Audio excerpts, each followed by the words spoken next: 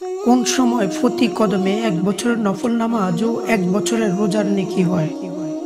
নবী করিম সাল্লাল্লাহু আলাইহি ওয়াসাল্লাম বলেছেন, জুমার দিনের এমন কিছু বিশেষ সুন্নত আছে যেগুলো পালন করলে একজন মুমিন প্রতি কদমে ১ বছরের নফল নামাজ ও ১ বছরের নফল রোজার সওয়াব পাওয়া যাবে। কোন সহিহ হাদিসে অন্য কোন নফল আমল সম্পর্কে এত বেশি পরিমাণ ফজিলতের কথা উল্লেখ করা হয়নি। আমলগুলো হলো: ১. আজানের অপেক্ষায় বসে না থেকে আগে আগে মসজিদে যাওয়া। ২. গোসল করা। ৩. পায়ে হেঁটে মসজিদে যাওয়া। ৪.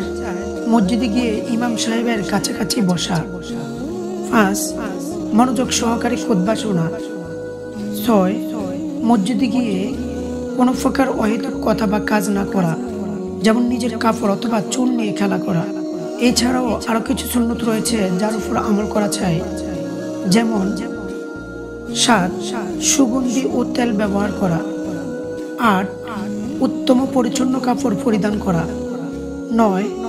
কাতার পূর্ণ হয়ে থাকলে মুসল্লিদের কাঁধের উপর দিয়ে ডিঙ্গিয়ে সামনে যাওয়ার চেষ্টা না করা। সূরা কাহফ পাঠ করা। বেশি বেশি দুরূদ শরীফ পড়া। ভিডিওটি ভালো লাগলে লাইক, কমেন্ট এবং সাবস্ক্রাইব করতে ভুলবেন না। বেল আইকনটি প্রেস করুন যাতে আমাদের পরবর্তী ভিডিওগুলো আপনার কাছে পৌঁছে যায়।